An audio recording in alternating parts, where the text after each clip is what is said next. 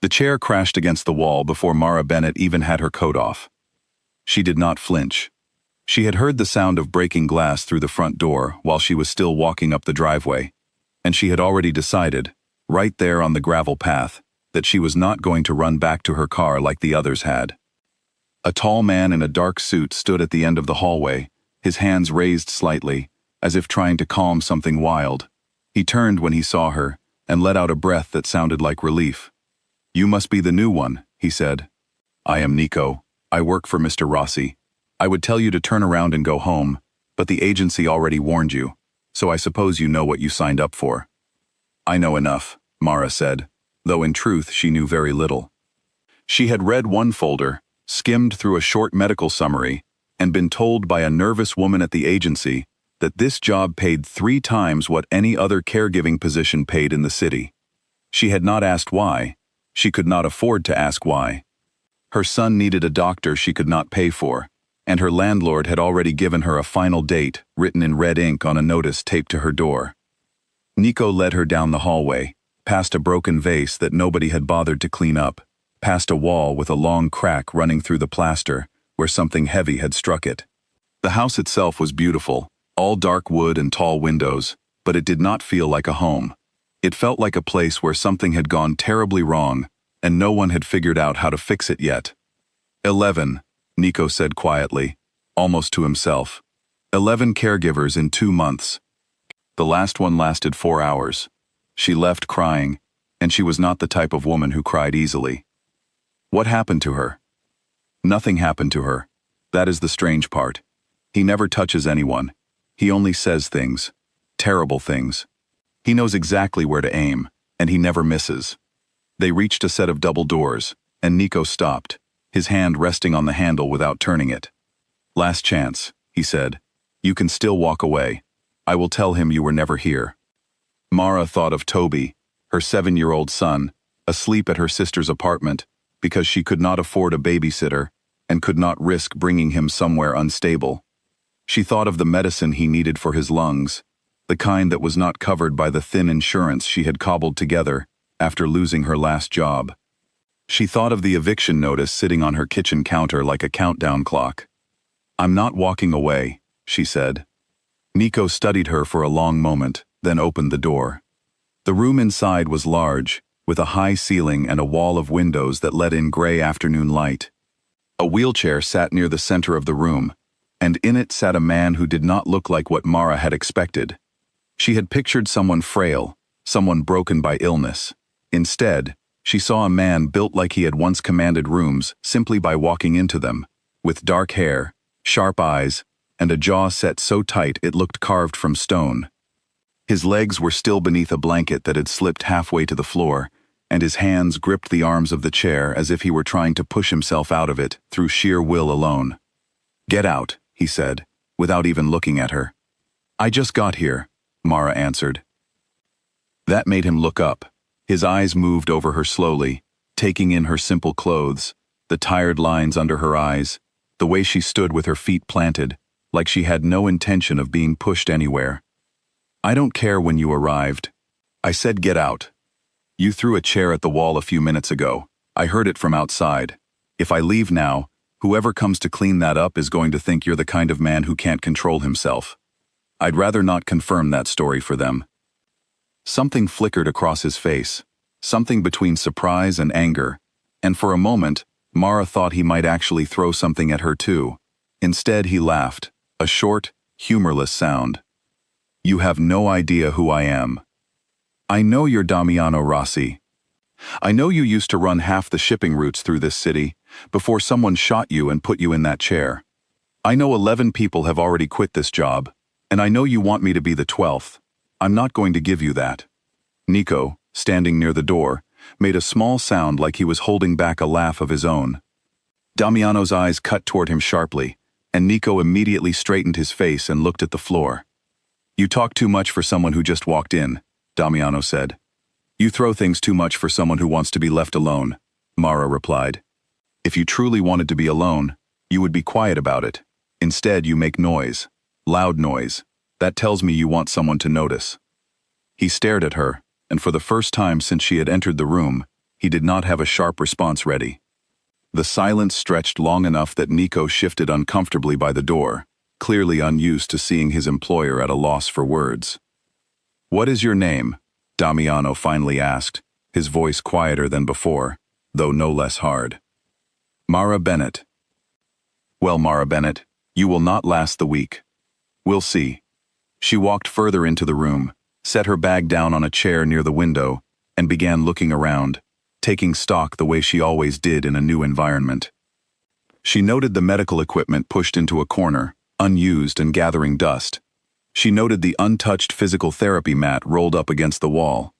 She noted the tray of food near the door, cold and barely eaten, the same as it probably had been for every meal for weeks. "You haven't been doing your therapy," she said. "I don't need it. Your doctor disagrees, I assume, since there's still equipment sitting in this room instead of being sent back. My doctor can disagree all he wants. He does not have to sit in this chair." Mara turned to face him fully now.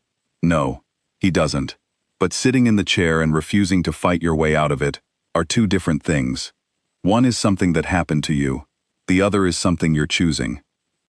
His jaw tightened, and for a moment his composure cracked just enough for her to see something underneath it, something raw and furious and frightened all at once, buried so deep under years of control that it likely surprised even him when it slipped through. "You do not know what happened to me," he said, low and dangerous. "You're right, I don't. I only know what I can see, and what I can see is a man who has given every caregiver a reason to leave, so that he never has to explain himself to anyone who might actually stay long enough to understand." The room went silent. Nico had gone completely still by the door, watching the exchange with wide eyes, as if witnessing something he had never seen happen in this house before. Damiano looked away first, toward the window, toward the gray sky outside that seemed to match the color of everything in that room. "Nico," he said, his voice flat now, drained of its earlier fire. "Show her where she will be staying." "You're not going to fire me?" Mara asked, genuinely surprised. "I did not say that. I am simply too tired to argue further today. Do not mistake my silence for surrender. I wouldn't dream of it." Nico led her out of the room, and once the doors closed behind them, he let out a long breath and looked at her like she had grown a second head. "I have worked for that man for 6 years," he said. "I have never heard anyone speak to him like that. Not even before he was hurt, when he was still the kind of man other men feared." "Maybe that's the problem," Mara said. "Maybe everyone has been too afraid to speak to him like a person, instead of a wound that needs to be managed."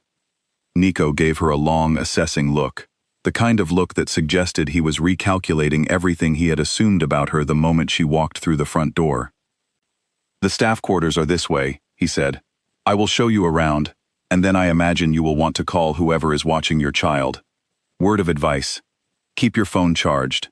Things happen quickly in this house, and you may not always have warning." "What kind of things?" Nico hesitated, glancing back down the hallway toward the closed double doors. "The kind of things that come from the world Mr. Rossi used to live in. He is no longer part of it. Not in body, but the world has a long memory, and not everyone in it has accepted that he stepped away." Mara felt a small chill at that, but she pushed it aside. She had not taken this job because it was safe. She had taken it because it paid enough to keep a roof over her son's head and medicine in his lungs, and she intended to make it work, no matter how many chairs got thrown at walls before she succeeded. The staff quarters were small but clean, a single room with a narrow bed, a desk, and a window that looked out over a garden that had clearly once been well tended and was now overgrown with neglect, much like everything else in the house. Mara set her bag down on the bed and allowed herself exactly 1 minute to feel the weight of everything pressing down on her shoulders. Then she stood back up, because there was no time to sit with it. There never was. She unpacked quickly, efficiently, the way a person unpacks when they have moved many times before, and learned not to get too attached to any single place. A few changes of clothes, a framed photograph of Toby, missing one of his front teeth, grinning at the camera, like the world had never given him a single reason to be afraid. She set the photograph on the desk where she would see it first thing each morning, a reminder of exactly why she was standing in this cold, broken house full of untouched medical equipment, and a man who threw furniture instead of asking for help. She thought about calling her sister to check on Toby, but decided to wait until dinner, when Toby would be finishing his homework and more likely to want to talk. Instead, she walked back out into the hallway, following the sound of quiet movement toward what she guessed was the kitchen. She found Nico there, making tea, his shoulders less tense now that he was away from the tension of the room upstairs. "Does he eat regularly?" Mara asked. "When he remembers to, which is not often. The last cook quit 3 weeks ago. Said she could not stand watching food go to waste while he insisted he was not hungry. I'll handle the meals myself then, until you find a replacement. You are a caregiver, not a cook. I'm whatever this job needs me to be, as long as it means I still have a job tomorrow." Nico studied her again, the same assessing look from before, and something in his expression softened slightly. "You remind me of someone," he said. "Someone who used to be around this house a long time ago, before things went wrong. She had that same way of refusing to back down from him." "What happened to her?" Nico's face closed off, the softness disappearing as quickly as it had come. "That is not my story to tell. Ask him yourself, if you last long enough to earn the answer." Mara let the subject drop, sensing there was a door there she was not meant to open yet. She busied herself instead with exploring the kitchen, taking stock of what supplies were available, already planning the first meal she would prepare, one simple enough that even a man determined to refuse everything might find it difficult to turn away. By the time evening came, she had a pot of soup simmering on the stove, filling the cold kitchen with a warmth that felt like the first genuine warmth the house had seen in a long time. She carried a bowl upstairs on a tray, knocked once on the double doors, and entered without waiting for permission, since she doubted permission would ever come. Damiano was exactly where she had left him hours earlier, staring out the window at the darkening sky, his hands still gripping the arms of his chair. "I told the last several people not to bring me food," he said, without turning around. "I heard." "I decided not to listen." She set the tray down on the small table beside him. "You don't have to eat it, but it's here, and it's warm, and if you decide you're hungry at some point tonight, you won't have to wait for anyone." He turned his head slightly, just enough to look at the bowl, then at her. "You are either very brave or very foolish, Mara Bennett. I've been called both, usually by the same people." For the briefest moment, something that might have almost been the beginning of a smile touched the corner of his mouth, before he caught it, and smoothed his expression back into its usual hard lines. "Good night," she said, and left before he could respond, before he could throw anything, before he could say something sharp enough to make her doubt the small victory she had just won. Back in her room, she finally called her sister. Toby's voice came through the phone bright and quick, full of stories about a school project involving paper volcanoes, and a friend who had traded him a sandwich for half his crayons. Mara sat on the edge of the narrow bed and let herself laugh for the first time all day, the sound feeling strange and welcome in the quiet room. "You sound tired," her sister said, once Toby had been convinced to go brush his teeth. "It's been a long first day. Is it as bad as the agency made it sound?" Mara thought about the broken vase, the crack in the wall, the sharp words that had come from the man in the wheelchair, and then she thought about the way his face had changed, just slightly, when she set the tray down beside him. "It's complicated," she said, "but I think I can manage it." "You always say that." "Because it's always true." Her sister laughed, though there was worry threaded through it, the kind of worry that came from years of watching Mara take on more than any one person should have to carry. "Just be careful.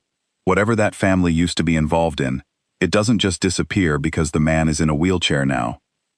"I'll be careful," Mara promised, though even as she said it, she was not entirely certain what careful would mean in a house like this one. After she hung up, she sat for a while longer in the quiet, listening to the unfamiliar sounds of the estate settling around her. Somewhere down the hall, she heard the soft, uneven wheels of the chair moving across hardwood, pausing, then moving again, as if Damiano could not decide whether to stay in his room or venture further into the house that had become both his fortress and his cage. She did not go to check on him. She sensed, without quite knowing why, that he would not have wanted her to. Instead, she thought about the empty bowl she had noticed when she came back downstairs to fetch her own dinner, sitting on the tray outside his door, scraped clean. He had eaten, he had not said a word about it, had not thanked her, had not acknowledged it in any way, but he had eaten, and after 2 months of 11 caregivers failing to get him to do even that much, it felt like more than a small thing.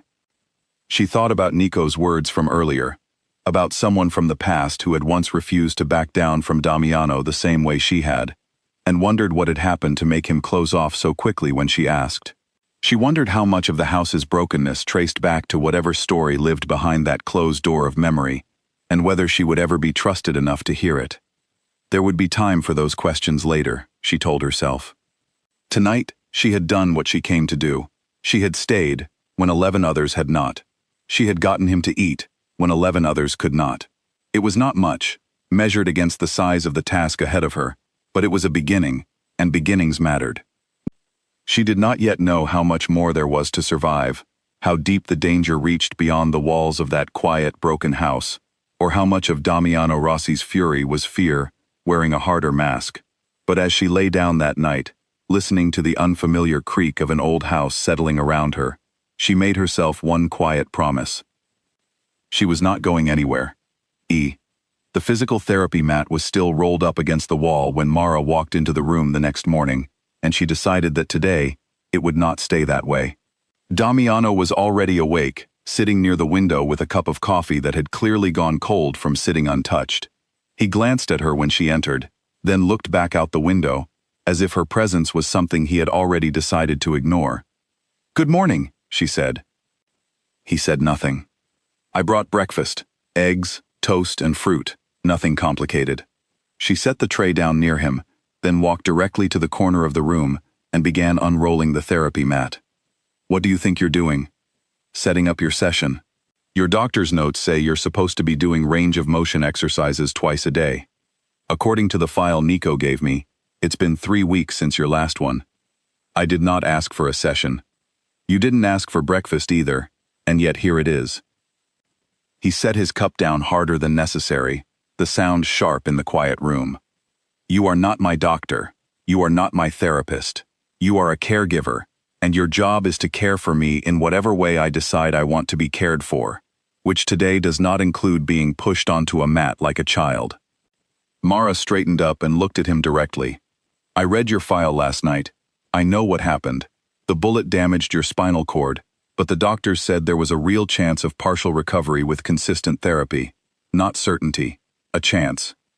And you have spent 2 months making sure that chance never gets tested, because if you never try, you never have to find out if it fails." The silence that followed was different from the silence of the day before. It was heavier, sharper at the edges, like she had cut into something raw without meaning to press quite so deep. "You know nothing about what I have and have not tried," he said, his voice low. "Then prove me wrong. Come sit on the mat. Let me help you through the exercises your doctor wrote down. If it does nothing, you will have lost 20 minutes. If it does something, you will have gained 20 minutes you cannot get back by waiting another week." He stared at her for a long moment, his jaw working like he was chewing on a dozen different sharp responses and trying to decide which one would hurt the most. In the end, he said nothing at all. He simply wheeled himself toward the mat, movement stiff with reluctance, and allowed her to help him transfer from the chair. It was harder than either of them expected. His arms shook with the effort of holding his own weight, and twice he nearly lost his balance, catching himself with a sharp curse under his breath. Mara did not comment on the difficulty. She simply adjusted her grip, steadied him, and waited until he was settled before beginning the first exercise. "You're stronger than you think," she said, guiding his leg through a slow, controlled movement. "I used to be strong enough to walk into any room in this city and have men twice my size step aside without a word. Now I cannot lift my own leg without help. Do not tell me what I am. I'm not talking about the strength you used to have. I'm talking about the strength it takes to keep breathing through this, day after day, even when you hate every second of it." He did not answer, but she noticed his breathing had changed, had grown steadier, more focused, as if her words had given him something to hold on to, instead of only something to fight against. They worked through the exercises in near silence after that, Mara counting quietly under her breath, Damiano gritting his teeth through movements that clearly cost him more than he wanted to admit. By the end of the 20 minutes, sweat had gathered at his temple, and his hands trembled slightly as she helped him back into the chair. "There," she said. 20 minutes. The world did not end. Do not expect this every day. I expect it every day starting tomorrow, and the day after that, for as long as I work here. She began rolling up the mat. You can hate me for it, that's fine. I've been hated by people with better reasons than a sore muscle. For the first time since she had arrived, he let out something that was almost a laugh, quiet and surprised, like it had escaped before he could stop it. You truly do not know how to back down, do you? Not really, no. The days that followed settled into a rhythm neither of them had expected. Mara cooked meals that slowly began disappearing from their trays, instead of sitting cold and untouched. She pushed him through therapy sessions that grew, bit by bit, from 20 minutes to 30, then to 40. She learned the rhythms of the house, the creak of the third stair, the way the kitchen window stuck slightly in the frame, the hours when Nico disappeared to handle whatever business still required his attention, despite his employer's retreat from that world. One afternoon, about a week into her time at the estate, a car she did not recognize pulled slowly past the front gate, circled the block once, and did not return. She only noticed because she happened to be at the kitchen window rinsing vegetables, and something about the way the car slowed made the hair on her arms rise. She mentioned it to Nico when he came in for coffee, expecting him to brush it off. He did not. "What color was it?" he asked, setting his cup down without drinking from it. "Dark gray. I didn't get the plate." Nico's expression tightened, and he left the kitchen without another word, his phone already pressed to his ear before he reached the hallway.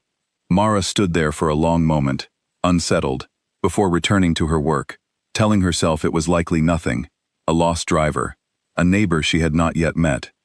But the uneasy feeling lingered in her chest for the rest of the day, and she found herself checking the window more often than she would have liked to admit. She did not mention it to Damiano. She was not certain yet whether that was the right decision, but something told her he had enough weighing on him without adding a gray car that had probably meant nothing at all. A few days later, a doctor came to the house for a scheduled check on Damiano's progress. A stern older woman named Dr. Whitfield, who examined him with brisk efficiency and asked pointed questions about his recent activity levels. Mara stood nearby, answering when asked, watching Damiano's face carefully for any sign that he resented having his progress discussed so openly in front of her. "There is measurable improvement in the range of motion in your left leg," Dr. Whitfield said, flipping through her notes. "More than I expected, given how long it had been since your last consistent session. Whatever changed, keep doing it." "The caregiver has been insistent," Damiano said, glancing briefly at Mara. "Then I would keep her around," Dr. Whitfield said, not unkindly, already gathering her things. "Progress like this does not happen by accident, and it certainly does not happen by itself." After the doctor left, Damiano sat quietly for a while, staring at his own leg, as though seeing it for the first time in weeks. "She said measurable," he said finally, almost to himself. "She did. I had convinced myself it would never move again in any way that mattered. I had built an entire understanding of my future around that belief, and now she has undone it in a single sentence. Is that a bad thing?" He considered the question longer than she expected. "I do not know yet. Hope is more dangerous than certainty. Certainty, even a painful certainty, can be planned around. Hope demands things of you. It makes you vulnerable to disappointment all over again. Or it makes you willing to keep trying, which is its own kind of strength." He looked at her for a long moment, something unreadable in his expression, then nodded slowly, as if accepting the point, even though he was not yet ready to say so aloud. It happened in small pieces. A comment about a book he had once loved, mentioned so briefly she almost missed it, tucked inside a complaint about having nothing to do all day. A flicker of something almost like gratitude when she remembered, without being asked, that he preferred his coffee black instead of with cream. A moment, 3 days into her time there, when she found him staring at an old photograph tucked into a drawer of the desk in his room, and he closed the drawer so quickly when he noticed her that she pretended not to have seen it at all. "You don't have to tell me," she said gently, setting his lunch down on the table. "Tell you what, whatever that photograph was, whatever happened before I got here, I'm not asking you to explain yourself to me." He looked at her for a long moment, something unreadable moving behind his eyes. "Why not? Everyone else who has ever worked in this house wanted to know. They wanted the story. They wanted to understand the man in the chair so they could decide how much pity to give him. I don't need to understand you to do my job. I need you to eat, to do your exercises, and to not throw any more furniture at the walls. Everything else is yours to share or keep, whenever and however you decide." Something in his shoulders eased, just slightly, at that. That is a strange way to do this job. Maybe, it's the only way I know how. That evening, after dinner, she found him in the study instead of his usual room, a fire lit in the hearth, a book open in his lap, though his eyes were fixed somewhere far beyond the pages. She almost turned to leave, sensing she had stumbled into a private moment, but he spoke before she could retreat. "Stay if you like. The fire is warmer than the wing where your room is." She hesitated, then sat in the chair across from him, the two of them quiet for a while, the only sound the crackle of the fire and the occasional turn of a page. "My brother used to sit in this room," Damiano said eventually, his voice quieter than she had ever heard it. "Before everything happened, he was the one who wanted this life more than I ever did. I only stepped into it because someone had to, after our father died, and it could not be him. He was too soft for it, though I never told him that. I think, in the end, being soft may have kept him alive longer than being hard kept me safe." "Is he still around?" "He left the city years ago. We do not speak often. I think he is ashamed of what I became, and some days, I cannot entirely blame him." Mara did not offer easy comfort, did not tell him he was wrong to feel that way, because she sensed he would see through anything less than honesty. Instead, she simply said, "It sounds like you've been carrying a lot of things alone for a long time." "I have had people around me my entire life. I have rarely been alone." "That's not what I meant." He looked at her then, really looked at her, and something passed between them that neither of them named out loud, something that felt dangerously close to understanding. "You are unlike anyone else who has worked in this house," he said finally. "You've mentioned that before. I do not think I have said it as a compliment before. What made it one this time?" He considered the question, turning it over the way he seemed to turn over most things, carefully, from several angles, before allowing himself to answer. "The others who worked here treated me as something to be managed. A problem to be solved, or endured, depending on how kind they were feeling that day. You are the first person who has treated me as though I am still someone worth arguing with. It is a strange thing to be grateful for, but I find that I am." "You're not a problem," Mara said. "You're a man who went through something terrible and hasn't figured out yet how to be a person again instead of just a survivor. Those are different things, and it takes time to become one instead of the other. You speak as though you understand that difference from experience." She was quiet for a moment, weighing how much of herself to offer in return. "My husband left when Toby was 2, not because anything terrible happened, just because he decided he did not want the life we had built. For a long time afterward, I was only surviving, getting through each day because the next one was coming, whether I was ready for it or not. It took a long time before I started actually living again, instead of just enduring it. What changed? Toby needed me to. Kids have a way of pulling you back into the world, whether you feel ready or not. He'd ask me questions, want to show me things, need me to be present, and slowly, I found myself actually being present, instead of just going through the motions of it." Damiano was quiet for a long moment, watching the fire. "I do not have a child pulling me back into the world." "No," she agreed, "but you have a body that is slowly remembering how to move again, and a brother somewhere out there who might still want to hear from you, and apparently a caregiver who refuses to let you disappear into that chair without a fight. It's not the same as a child. But it might be enough, if you let it be." He did not answer right away, but something in his posture had shifted, the tightly held tension in his shoulders easing just slightly, as though her words had settled somewhere he had not expected them to reach. She felt warmth rise in her cheeks despite herself, and looked toward the fire instead of at him, unwilling to let him see exactly how much those words had landed. I should let you rest. Tomorrow's session is going to be harder than today's. Of course it is, he said, though there was no real complaint in his voice, only something that sounded, for the first time since she had met him, almost like anticipation.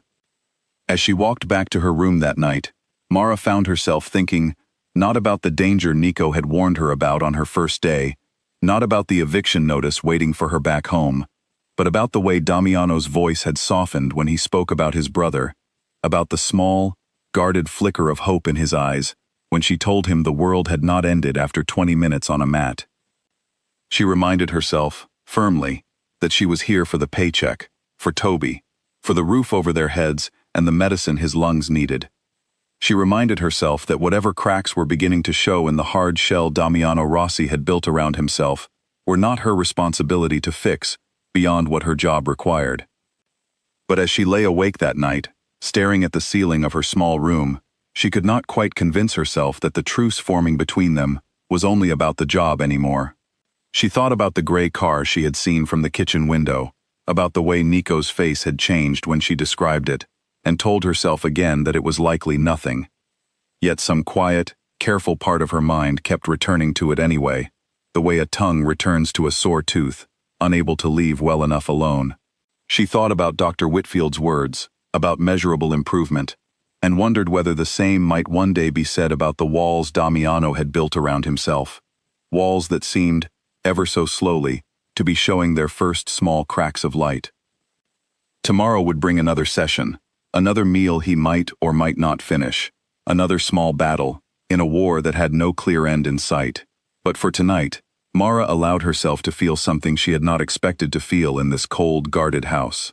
She allowed herself to feel, cautiously, that she was exactly where she was supposed to be.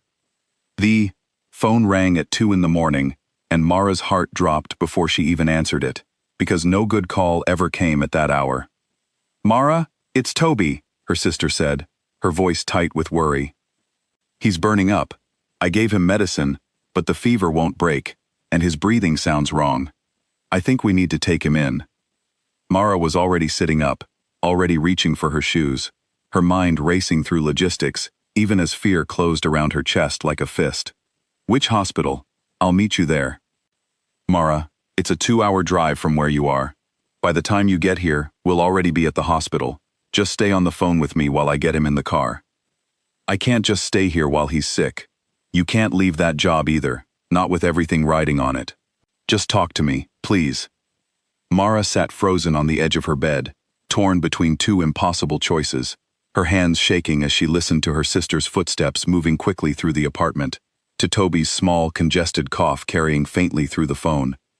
She had never felt so far away from her own child in her life. A soft knock came at her door. She opened it to find Damiano in his chair, wheeled there by his own hands through the dark hallway, something she had never seen him attempt alone before. "I heard you on the phone," he said quietly. "Is your son all right?" Mara pressed the phone against her chest for a moment, her composure cracking for the first time since she had arrived at the estate. "He has a fever that won't break. My sister is taking him to the hospital, but it's 2 hours away, and I don't know what to do. I can't leave this job, but I can't just sit here either." Damiano was quiet for a moment, studying her face, and then he said something she did not expect. "Go." "I can't. If I leave now, I lose this position, and I need this position." "You will not lose it. I am telling you to go, which means it is settled. Nico will drive you. It will be faster than you driving yourself in this state, and safer." "Damiano, I can't ask you to." "You are not asking. I am offering. There is a difference, and I would prefer you not argue with me about it while your child is on his way to a hospital." Something in his voice, steady and certain despite its usual sharpness, cut through her panic, just enough for her to nod.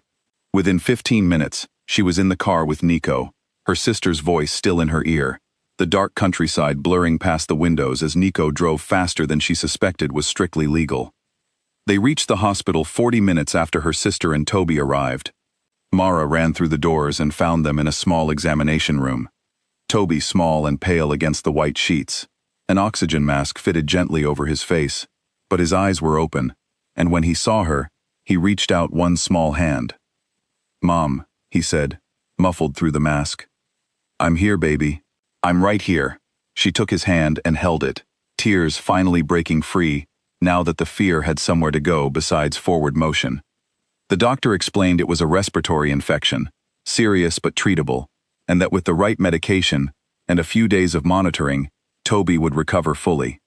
Mara stayed by his bedside through the rest of the night, watching the numbers on the monitor steady into safer ranges, feeling her own heartbeat slowly begin to match them. At one point during the night, her sister arrived to relieve her for a few hours so she could rest, finding her slumped in a chair beside Toby's bed, still holding his small hand, even in her exhausted half-sleep. "You should go lie down properly," her sister whispered, gently touching her shoulder. "There's a family room down the hall with a couch. I'll stay with him. I don't want him waking up and not seeing me here. He knows you're here." "He's known it his whole life, Mara. Go rest, even just for an hour." Mara reluctantly agreed, kissing Toby's forehead before stepping out into the hallway, where the quiet hum of hospital machinery and distant footsteps felt strangely peaceful after the sharp panic of the night before. She found the family room, but instead of lying down, she sat by the window, watching the first gray light of dawn creep over the parking lot, thinking about how quickly a life could tilt sideways, how quickly the things a person took for granted could become the only things that mattered. Her phone buzzed with a message from Damiano, brief and simple. Any change? She typed back that Toby was stable, resting, expected to recover fully within a few days. The response came almost instantly. "Good.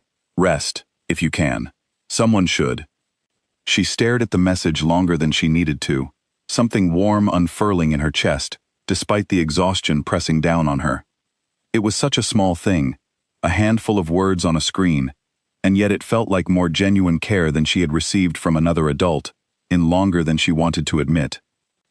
It was near dawn when she stepped out into the hallway to find Nico still there, sitting in a plastic chair, a cup of vending machine coffee in his hand. "You didn't have to wait," she said. "Mr. Rossi told me to bring you back only when you were ready, and only if your son was stable. I do not go against his instructions." "Even instructions like this?" Nico gave a small, tired smile. "Especially instructions like this. I have known that man for 6 years, and I have never once heard him offer a car and a driver to anyone for a personal matter. He does not extend himself, not for staff, not for anyone. Whatever is happening between the two of you, I would not call it ordinary." Mara did not know how to answer that, so she said nothing, and simply sat down in the chair beside him to wait for the sun to rise. She stayed at the hospital for 2 more days before Toby was well enough to go home, days spent in an exhausted blur of hospital coffee, worried phone calls, and moments of relief so sharp they nearly brought her to tears every time his fever ticked down another degree. Damiano called once each day, brief calls, asking only for updates, never lingering, never asking for anything from her in return, though she could hear something careful and restrained in his voice each time, something that told her he was holding back more concern than he was willing to show. When she finally returned to the estate, Toby settled safely with her sister, and recovering well, she found the house quieter than she remembered, as though it had been holding its breath in her absence. Damiano was in the study when she arrived, and he looked up sharply when she entered, something in his posture that had not been there before, something almost like relief, mixed with an emotion he seemed determined not to name. "He is well?" he asked. "He's going to be fine. Thank you. For the car, for Nico, for all of it. I don't know how to repay something like that." "You do not need to repay it. I did not offer it as a transaction." She sat down across from him, suddenly aware of how exhausted she was, how the events of the past 2 days had stripped away whatever careful professional distance she had been trying to maintain since her first day in this house. "I've never had anyone do something like that for me before," she admitted. "Not since Toby's father left. I got used to handling everything alone. That sounds like a lonely way to live." It was. It is. I don't really let myself think about it too much, because thinking about it doesn't change anything. Damiano was quiet for a moment, his eyes fixed on her with an intensity that made her feel, for the first time in longer than she could remember, truly seen. You have spent this entire job taking care of me, pushing me through therapy I did not want, feeding me meals I did not ask for, and not once have you asked anything for yourself in return. I find that I would like to change that, if you will allow it. You don't owe me anything, Damiano. I took this job because I needed it, but I've stayed because I wanted to, not because I expect something in exchange. I know. That is precisely why I want to give it anyway. The air between them had shifted into something neither of them had quite named yet, something that felt dangerous and warm all at once, like standing too close to a fire that might either comfort or burn, depending on how near she let herself get. I should check on the kitchen, she said, standing quickly, needing distance before she said something she was not ready to say.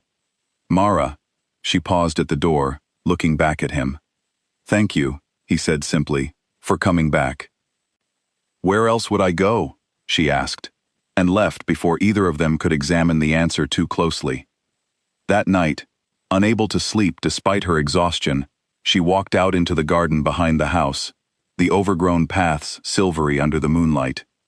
She had not expected to find Damiano there, wheeled out onto the stone patio, looking up at the stars with an expression she had never seen on his face before, something almost peaceful. I used to come out here as a boy, he said, without turning around, as though he had sensed her approach. Before everything became about business and bloodlines and territory, my brother and I would lie out here and name constellations we were almost certainly getting wrong. Do you remember any of them? None correctly, I am certain. But I remember the feeling of it, simplicity. I have not felt that in a very long time, until recently. Mara sat down on the stone bench near his chair, close enough to feel the warmth radiating from him despite the cool night air. What changed recently? When Nico told me your son was ill, and I heard the fear in your voice through that door, something moved in me that I had not expected. I have spent 2 months believing that nothing could reach me anymore, that whatever part of me used to care about other people had been left somewhere on the floor of that warehouse where I was shot. But sitting in that hallway, waiting for word about a boy I have never even met, I understood that I had been wrong about myself. You didn't have to do any of that. The car, the driver, checking in every day. Most employers wouldn't have. I am not most employers, and you are not most caregivers, and I think we have both known that since the first evening, when you refused to leave this room, even after I threw a chair at the wall to scare you off. He paused, his thumb moving gently across the back of her hand. I have spent my whole life being feared. My father built an empire on it. I inherited that empire, and I inherited the fear that came with it. Wore it like armor, because it was the only thing that kept men from testing me. And then I was shot anyway, armor and all, and I discovered that fear had never actually protected me from anything that mattered. What protects you now?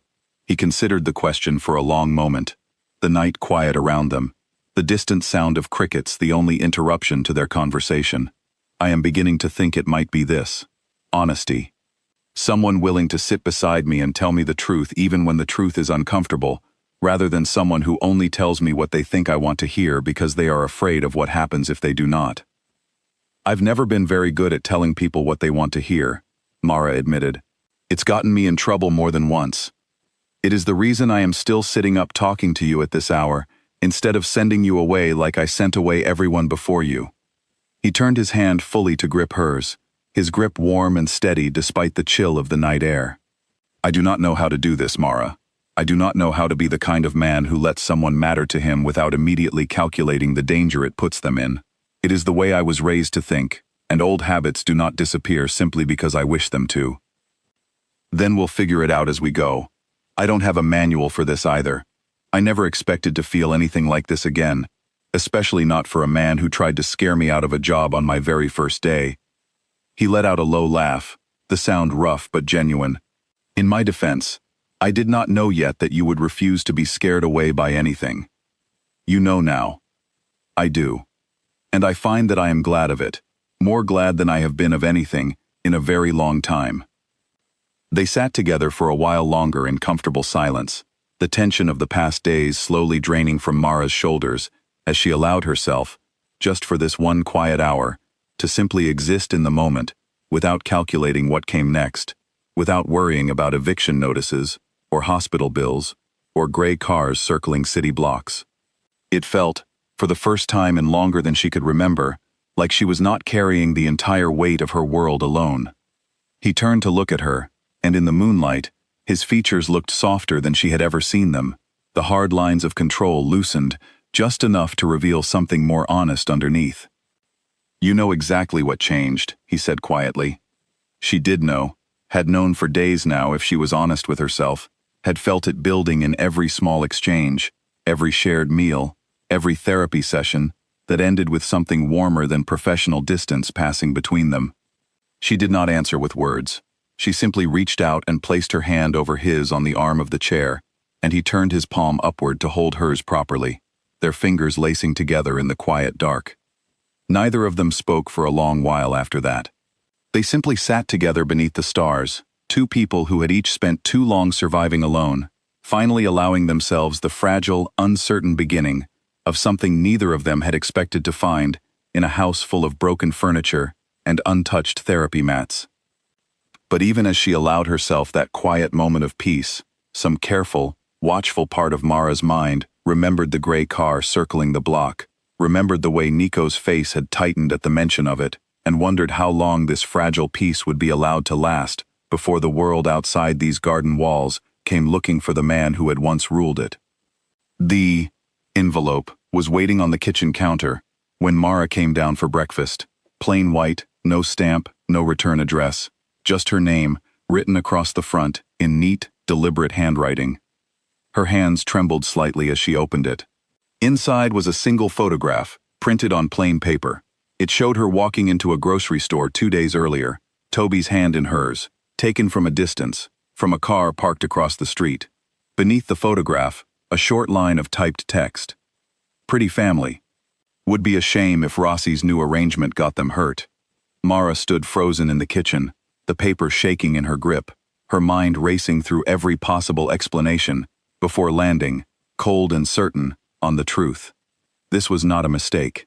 This was not random. Someone had been watching her, watching Toby, and they wanted her to know it. She found Nico first, in the hallway near the study, and shoved the paper into his hands without a word. His face went pale as he read it, his jaw tightening in a way she had never seen before. "When did this arrive?" "I found it on the counter just now. I don't know how long it's been there." "The gray car," Nico said, almost to himself. "I should have moved on that sooner. I ran the plate after you mentioned it, but it came back to nothing. A rental registered under a name that led nowhere. I assumed it was a dead end." "Whose family is this? Who would send something like this?" Nico hesitated, glancing toward the closed doors of the study, clearly reluctant to answer without Damiano present. "The Calloway family. They have been circling since the ambush that put Mr. Rossi in that chair. They believe he still controls territory that should belong to them, territory he stepped back from after the shooting, but never formally surrendered. I think they see you as a way to pressure him into finally letting go of what remains. They're threatening my son to get to him." "Yes," Nico said grimly, "and I am afraid this will not be their last attempt." They went to the study together, and Damiano's reaction, when he read the note, was unlike anything Mara had witnessed from him before. The anger she had seen on her first day, the sharp furniture-throwing rage, was nothing compared to the cold, controlled fury that settled over his features now, a fury that seemed to draw on reserves of the man he had been before the wheelchair, before the 2 months of retreat. "Nico," he said, his voice flat and dangerous, "get Sal on the phone. Now." "Damiano, you said you were done with all of that," Nico said carefully. "I am done with running that world. I am not done protecting the people in mine." He looked at Mara, and something in his expression softened even as the rest of him remained hard as stone. "I will not let anything happen to your son. Do you understand me? Whatever it takes, whatever resources I have left, they are yours to use." "This is exactly what I was afraid of," Mara said, her voice shaking. "This is why I should never have let myself get close to you. I put Toby in danger just by being here." "You did not put him in danger. The Calloways did that the moment they decided to target an innocent child to pressure a man who no longer wants anything to do with their world. This is not your failure, Mara. It is theirs. and I intend to make certain they understand the cost of it. Nico returned 20 minutes later, his phone still in his hand, his expression grim. Sal says the Callaways have grown bolder in the last month. 2 of their people were seen near the old shipping yard last week, testing whether anyone was still watching the routes there. He believes this note is meant to test how far Mr. Rossi has truly stepped back from that world, whether he still has the will or the resources to respond. And if I do not respond, Damiano said, they will assume the territory is theirs for the taking, and they will not stop with a note next time. That is Sal's assessment as well. Then we give them an answer they cannot misunderstand. Damiano's hands, resting on the arms of his chair, had curled into something close to fists. I want to know everything about their current positions, their people, their patterns. I may not be able to stand and meet them directly, but I have not lost the ability to think 3 steps ahead of men who believe a wheelchair makes me harmless. Mara watched this transformation with a strange, complicated feeling rising in her chest, equal parts fear and something that looked uncomfortably close to awe. This was the man Nico had described on her very first day, the one who used to command entire rooms without raising his voice.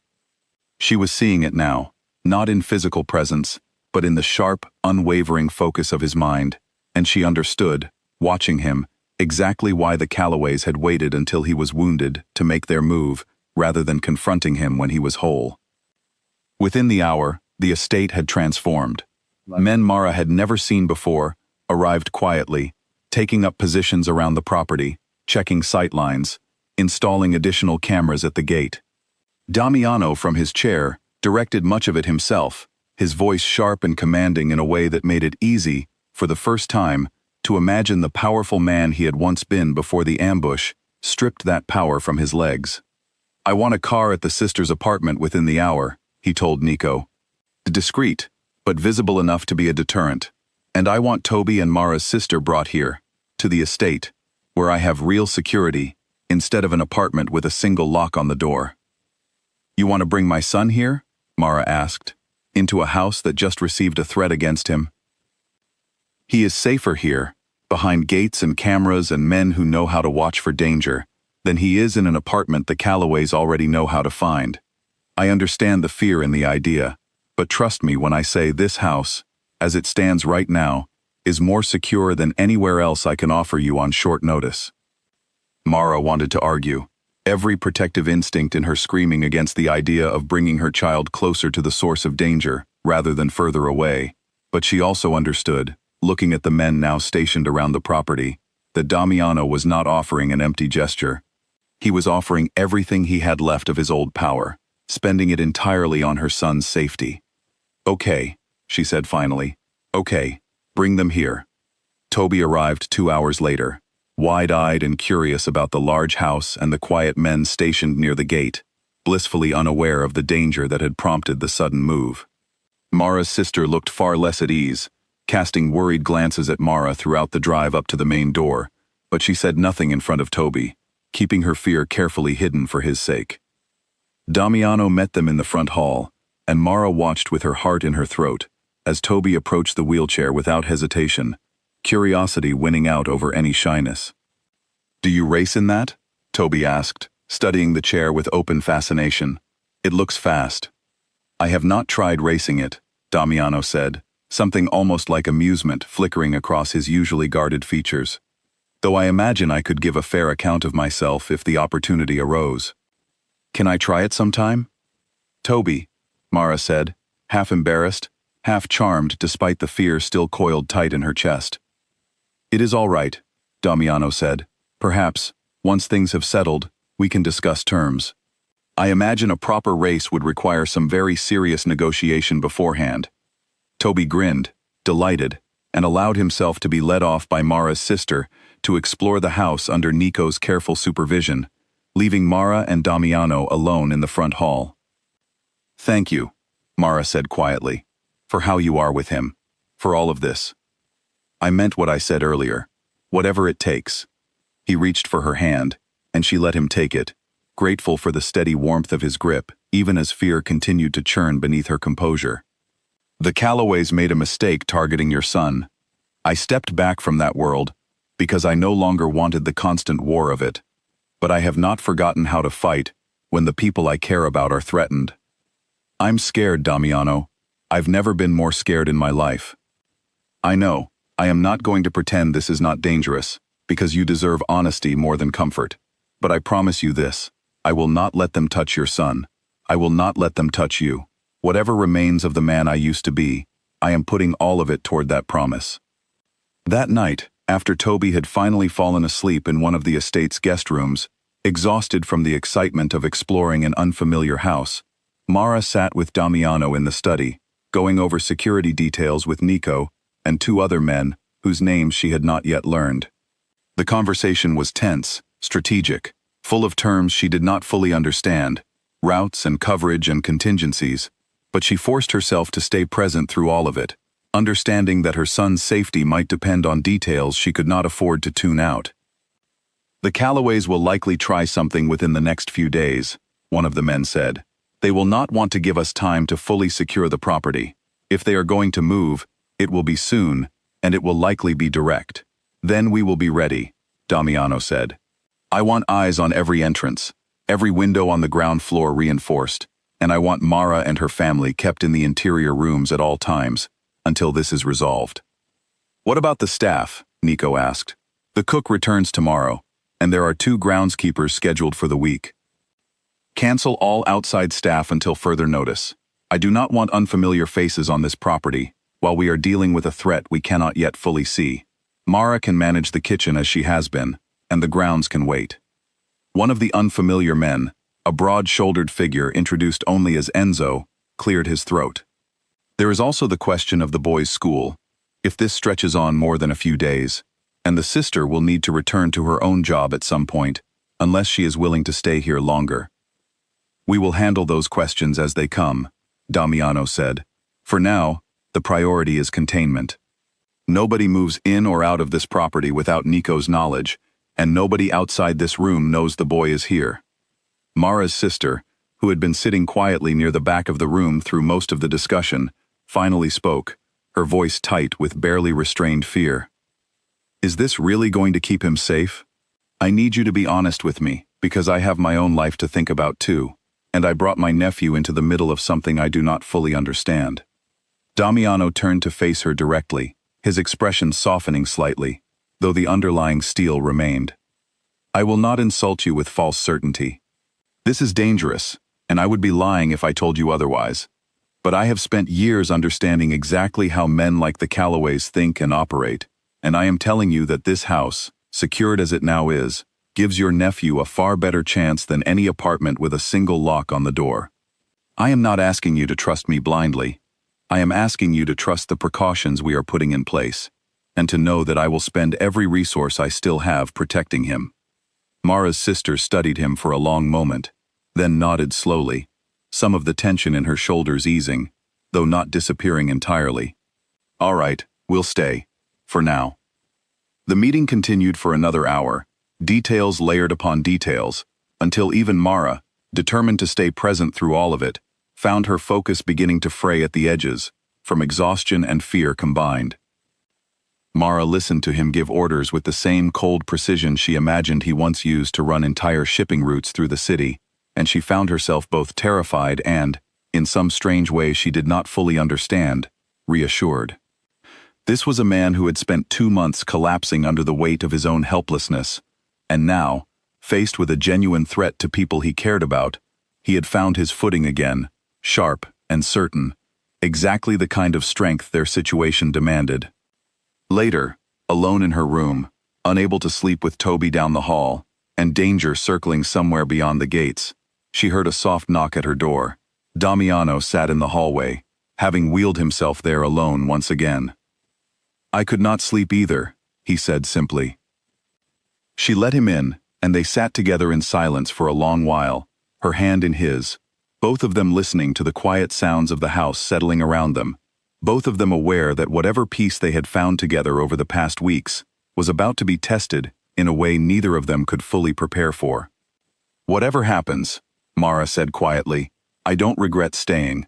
Not the exercises, not the fights, not any of it. I want you to know that, in case things go badly, Things will not go badly, Damiano said, though his voice carried a certainty she suspected he did not fully feel himself. But I am glad to hear it regardless. I do not regret any of it either. Not one difficult, stubborn moment of it. Can I ask you something? Mara said, breaking the silence between them. Anything? Do you regret it? Stepping back from that world in the first place? If you had stayed as powerful as you once were, maybe none of this would be happening now. Damiano considered the question carefully, his thumb tracing slow circles against the back of her hand. There was a time, in the weeks right after the shooting, when I would have said yes without hesitation. I hated the weakness of it, the loss of control. I believed stepping back had made me a target instead of a threat, and in some ways, tonight proves that belief was not entirely wrong. But I do not think I regret it, not truly. That world took my brother's respect, took years of my life I can never get back, and very nearly took my life entirely. If I had stayed in it fully, I do not know that I would have survived long enough to meet you at all. That's a strange kind of silver lining. Perhaps, but I have learned, slowly, painfully, that most true things arrive wearing strange shapes. He turned to look at her fully, his expression open in a way she had rarely seen since her first day in this house. I would rather face the Callaways from this chair, with you and your son under this roof, than have faced them standing tall and alone, the way I once would have. Whatever strength I have left, I would rather spend it protecting something worth protecting than simply defending territory that never made me happy to hold. Mara felt something in her chest tighten at that. A fierce, protective warmth that had nothing to do with fear, and everything to do with the man sitting beside her, stripped down to something honest and unguarded in the quiet dark. We're going to get through this, she said, more to convince herself than him. We are, he agreed. I intend to make very certain of it. They stayed together like that for a long while, neither of them willing to be the first to suggest sleep, both of them finding comfort simply in not facing the coming days alone. Eventually, exhaustion won out over vigilance, and Mara drifted into an uneasy sleep, with her head resting against his shoulder, his hand still wrapped around hers, the two of them a fragile, determined line of defense against whatever the Callaways intended to bring to their door. Outside, beyond the reinforced windows and the newly stationed guards, the night stretched on, quiet and watchful, holding within it the promise of a storm neither of them could yet see, but both of them could feel gathering, closer with every passing hour. The alarm tore through the house at 3 a.m, and Mara was on her feet before she was even fully awake, her heart slamming against her ribs as red emergency lights began pulsing along the hallway ceiling. Toby, she gasped, already moving toward the door. Enzo has him, Damiano said, wheeling himself beside her with startling speed, his voice sharp and focused despite the sudden chaos. The interior room, exactly as planned. Your sister is with him. Stay close to me. They moved together through the hallway, Nico appearing from a side corridor with a radio pressed to his ear, his expression tight with concentration. 2 vehicles at the east gate, Nico reported. Our people are holding them there, but there is movement along the tree line to the south as well. This is not a probe. This is a real attempt. How many? 6 confirmed. Possibly more we have not spotted yet. Damiano's jaw tightened, but his voice remained steady, the voice of a man who had commanded chaos before and refused to let it command him now. Get Mara to the safe room with her family. I want 2 men on that door at all times. I'm not leaving you, Mara said fiercely. Mara, this is not the time to argue with me. I'm not arguing. I'm telling you I am not hiding in a room while you sit out here alone in a chair, unable to run if something goes wrong. If they get past your men, I want to be where I can help, not locked away wondering what's happening. Damiano stared at her, something fierce and reluctant and deeply respectful, moving across his face all at once. You are the most stubborn woman I have ever met. You've mentioned that before too. Fine, but you stay behind me, and the moment I tell you to move, you move without question. Can you agree to that much? Yes. They made their way toward the study, which Nico had already begun converting into a secondary command point, monitors showing feeds from the property's cameras flickering to life along one wall. Mara watched, her stomach twisting with fear, as dark figures moved across the grainy black and white footage, working their way along the tree line toward the south side of the house. "They are testing the perimeter," Damiano said, studying the screens with sharp, focused eyes. "Looking for the weak point. Nico, redirect 2 men from the east gate to reinforce the south corridor. If the vehicles at the gate are a distraction, I do not want us thin where it actually matters." Nico relayed the order into his radio, and for a tense, silent stretch of minutes, they watched the screens, watched shadows move and shift along the edges of the property, waiting to see where the real attack would come. It came fast, when it finally did. A sudden surge of movement along the south corridor, exactly as Damiano had predicted. Dark figures pushing hard against the estate's defenses. Gunfire crackled somewhere outside, distant and sharp, and Mara flinched hard at the sound, her hand finding Damiano's shoulder instinctively, needing something solid to hold on to. "They are not getting through," Damiano said, though his knuckles had gone white where they gripped the wheels of his chair. Enzo's men were placed exactly for this. "Hold, Nico. Tell them to hold the line and let the Callaways exhaust themselves against a wall they cannot break."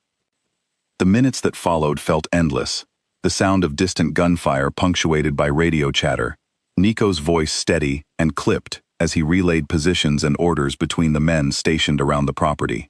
Mara stayed close to Damiano, watching him work, watching the sharp, decisive mind that had once run entire shipping routes, now turned entirely toward keeping her son safe, and she found herself, even in the middle of her fear, deeply and fiercely grateful that this was the man standing between her family and the danger outside.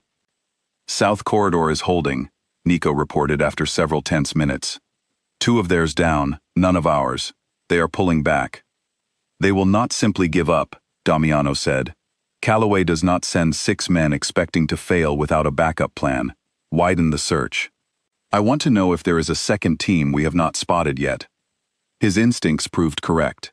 10 minutes later, Nico's radio crackled with an urgent report.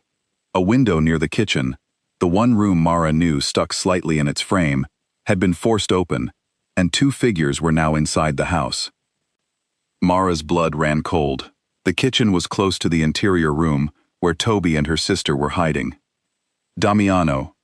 "I know." His voice had gone hard and cold, all warmth stripped away, replaced entirely by focus. "Nico, get Enzo to the interior corridor immediately.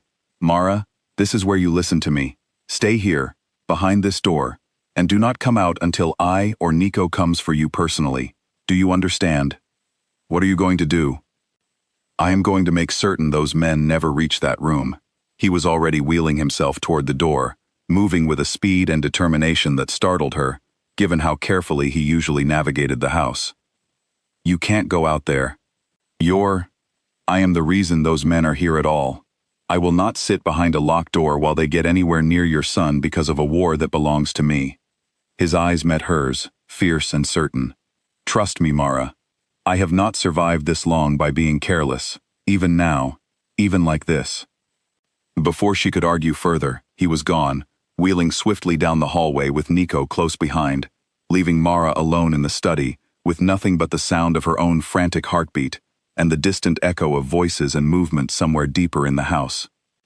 Her mind raced through everything Nico had told her weeks earlier, about the Callaways, about the long, dangerous shadow of a world she had only glimpsed the edges of until tonight.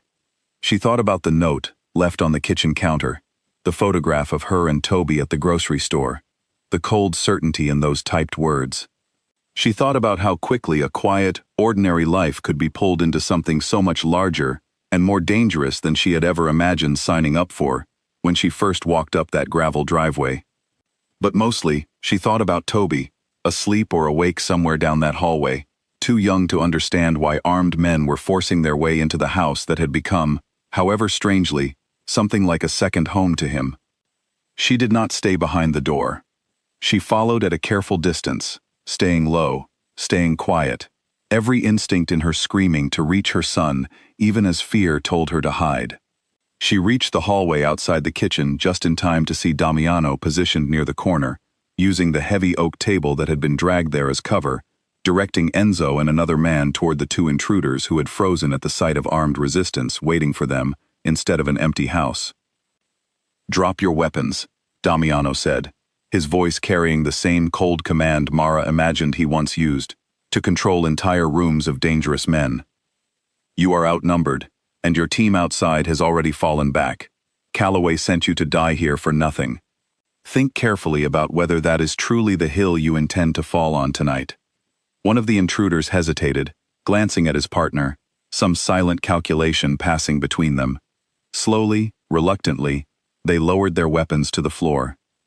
The next several minutes moved in a blur, Enzo and the other man securing the intruders, Nico's radio confirming the last of the outside attackers had retreated fully from the property. Sirens finally beginning to wail in the distance as local authorities, alerted by Nico earlier in the chaos, arrived to take custody of the men caught inside the house. When it was finally truly over, Mara ran the rest of the way to the interior room, throwing the door open to find Toby wide awake but calm in her sister's arms, more curious about the commotion than frightened by it, sheltered enough by the room's placement that he had heard little beyond distant noise. "Mom, was that fireworks?" he asked. "Something like that, baby," Mara said, gathering him into her arms, tears finally breaking free, now that the danger had passed, and there was room again for feeling, instead of only surviving.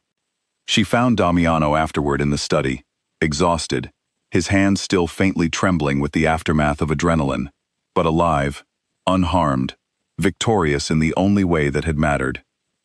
"You could have been killed," she said, kneeling beside his chair, "going out there like that. I told you, I would not sit behind a door while your son was in danger because of my past." He reached for her hand, and she gave it willingly, both of them trembling now, both of them finally allowing themselves to feel the full weight of how close the night had come to going differently. "Are you angry with me?" "Furious," she said, though her voice cracked on the word, betraying the relief underneath the anger. "And more grateful than I know how to say. Both can be true. Both are true." She leaned forward and rested her forehead against his, breathing in the simple, overwhelming fact of his survival, of Toby's safety, of the strange, difficult, impossible family they had somehow built together in a broken house full of untouched therapy mats and thrown furniture. In the days that followed, the authorities confirmed the surviving attacker's connection to the Calloway organization, and with evidence finally solid enough to act on, along with pressure from associates Damiano still commanded respect from, the threat against them began, slowly but surely, to dissolve. The Calloways, having lost men and gained nothing, chose retreat over further escalation, unwilling to continue a war against a man who had proven, despite his chair, that he remained far more dangerous than they had assumed. Nico visited often during those days of uneasy recovery, always with updates, always with the same quiet, steady presence that had carried Mara through the worst night of her life. One afternoon, watching Damiano work through an extended therapy session, with more determination than she had ever seen from him, Nico turned to Mara with something like wonder in his expression. 6 years I worked for that man before you arrived," he said. "I watched him lead a business empire, watched him survive an assassination attempt, watched him nearly disappear entirely into that chair afterward. I have never once seen him fight for anything the way he fought for your son that night. He would say he was only doing what needed to be done. He would say that, yes, but I know him well enough to see the difference between duty and devotion, and what I saw that night was not duty." Nico offered a rare, genuine smile. "I am glad you refused to leave on your first day, Mara Bennett. I do not think either of you would say that this house is the same as it was before you arrived, and I mean that as the highest compliment I know how to give." Mara found herself smiling back, something warm settling into her chest that had nothing to do with fear or exhaustion, only gratitude for the strange, winding path that had led her here, to this broken, healing house, to this man who had once been a stranger, throwing chairs at walls, and had since become someone she could not imagine her life without. Toby recovered from the frightening night faster than any of the adults around him, his resilience a quiet reminder that children often carried more strength than the world gave them credit for. Within days, he had adopted the estate as fully his own, exploring every hallway, befriending every guard stationed at the gate, and developing an especially close bond with Damiano, who seemed endlessly patient with the boy's constant stream of questions about the wheelchair, about the garden, about everything that caught his curious attention. He asked me today if I would teach him to play chess, Damiano told Mara one evening, something soft and pleased in his voice. I have not played in years. I found myself agreeing before I had even considered it properly. He has a way of doing that to people. He gets it from somewhere, Damiano said, glancing at her with unmistakable affection. I do not think it is a coincidence that both mother and son refuse to accept no for an answer when something matters to them. Is that a complaint? It is the furthest thing from a complaint I have ever offered anyone.